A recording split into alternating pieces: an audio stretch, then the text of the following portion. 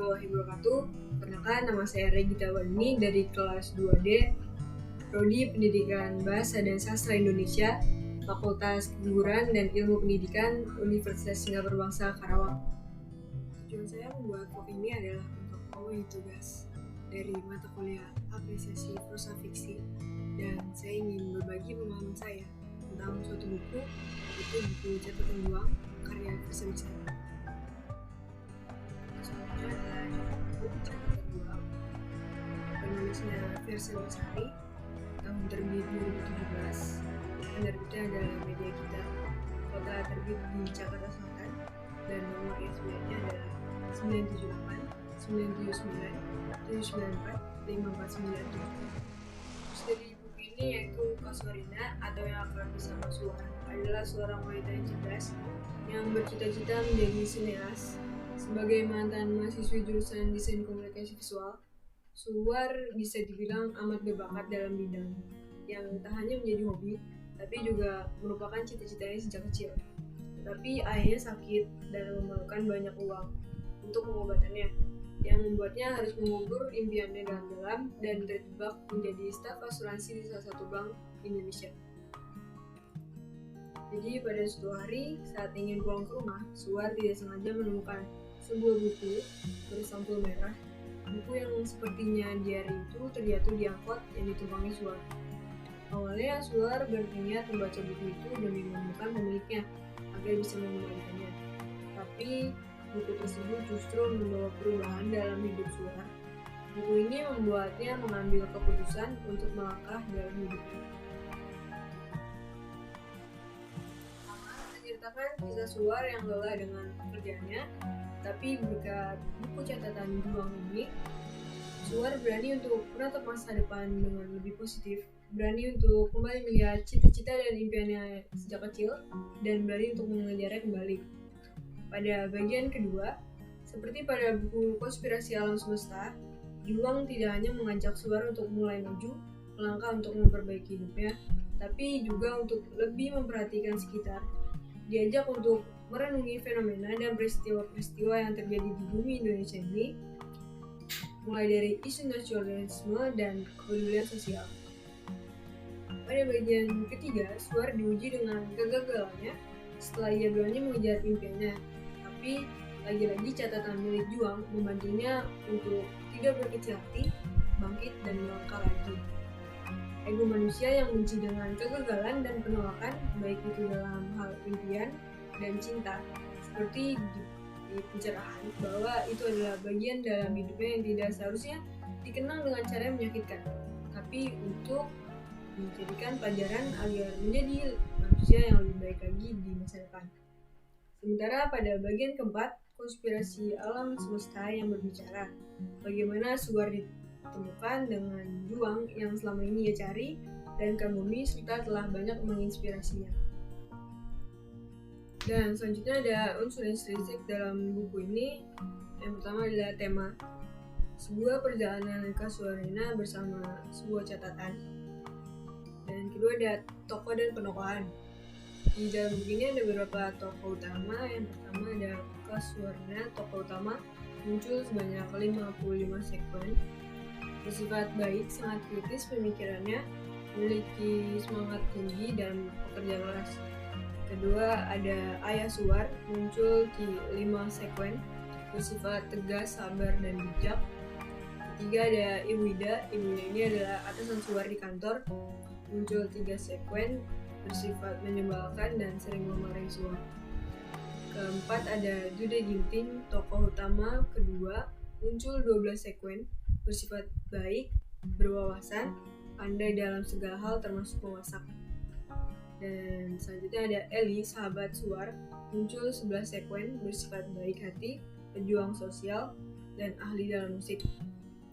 Lalu ada Fajar, teman satu proyeknya Suwar, muncul 13 sekuen, bersifat baik, berpandangan luas, dan seorang editor.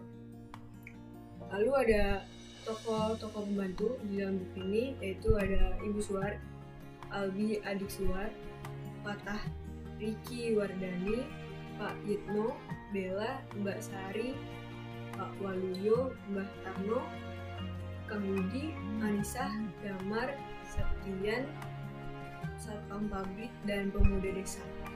Lalu ada alur yang digunakan dalam novel ini adalah alur maju, di mana cerita yang ditulis sangatlah runtut dan sinkronis antara kejadian satu dengan yang lainnya. Lalu ada sudut pandang yang digunakan dalam novel ini adalah sudut pandang orang ketiga, karena penulis di sini berposisi seolah dia tahu segalanya yang terjadi dan dialami tokoh. Lalu ada amanat. Di dalam novel bukan hanya Suar saja yang termotivasi untuk menjalani kehidupannya, namun juga pembaca pun ikut terbawa alur yang disajikan di buku ini. Novel ini mengajarkan kepada kita lewat tokoh Suar arti dari tegar, sabar, dan pantang menyerah dalam menjalani hidup dan mencapai angan dan mimpi. Lalu ada latar tempat. Yang pertama di kota Jakarta, kedua di kota Bandung, keempat di kantor, kelima di rumah, dan keenam di desa utara. Lalu ada latar waktu.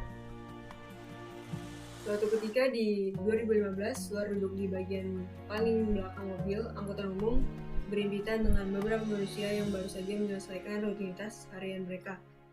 Catatan juang halaman 2. Kedua, suatu ketika di 2016, Kasuarina berbaring di atas ranjang. Diam, ia hanya diam, sementara dunia di sekitarnya terasa gaduh dan tak menentu. Catatan juang halaman 160. Lalu ada latar sosial. Benak Suar melayang pada masa kecilnya itu. Tinggal di desa utara berarti hidup dalam balutan adat dan tradisi yang sangat kuat. Suar sempat menjadi anak yang penakut, yang selalu berpikir bahwa hantu-hantu serupa makhluk menyeramkan yang tercipta untuk memangsa anak kecil. Catatan juang halaman 58. Nah, kutipan di atas menunjukkan keadaan sosial masyarakat di desa utara yang masih percaya akan tahayul atau mitos sejak lama sudah dikembang di desa tersebut. Lalu saya memakai pendekatan didaktis. Yang pertama ada nilai religius. Suar yang selalu berdoa. Ia terus berdoa dan berdoa seiring petir yang kian keras menggema.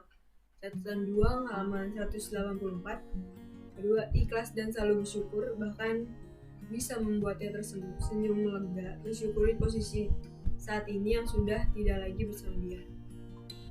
Yang kedua ada nilai moral yang berhubungan dengan diri sendiri, yaitu pantang menyerah, berusaha dalam menggapai mimpi, selalu bersikap jujur pada diri sendiri dan orang lain, bekerja keras, menepati janji, rendah hati dan teguh. Yang kedua, berkaitan dengan orang lain, meminta maaf, berterima kasih, menolong sesama, senang membantu, toleransi, menyerukan untuk berbuat kebaikan, peduli terhadap lingkungan, dan sama menghargai orang lain. Lalu ada kekurangan dalam buku ini. Bahasa yang ditulis memang cukup berat. Namun jika kita sudah terbiasa membaca buku, saya yakin kalian akan jatuh cinta pada buku ini. Jika kalian belum membaca buku sebelumnya, yaitu Konspirasi Alam Semesta, mungkin kalian akan bingung dari mana tokoh itu muncul dan sebagainya.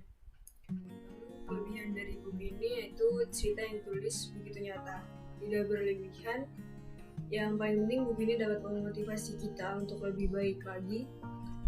Saya juga suka cover buku ini karena terkesan misterius, kumal, dan membuat saya penasaran. Buku ini dikatakan kontinuitas dari novel sebelumnya, yaitu Konspirasi Alam Semesta.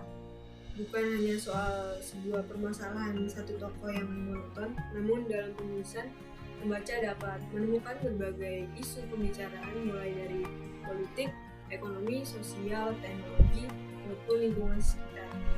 Penulisan dan letak huruf pun ditata sangat rapi dan sesuai dengan EYD sehingga membuat pembaca nyaman. Ini sangat cocok dibaca oleh anak muda yang seringkali cepat putus asa. Jika menerima kegagalan, dalam buku ini banyak kata-kata motivasi yang membuat kita semangat untuk menjalankan hidup kita yang lebih baik lagi. Nah, itu saja yang bisa saya paparkan tentang buku Catatan Juang karya versi besar ini. Setelah ini saya akan menunjukkan beberapa kata-kata motivasi yang sudah saya kutip dari buku Catatan Juang ini. Kurang lebihnya mohon maaf. Wassalamualaikum warahmatullahi wabarakatuh.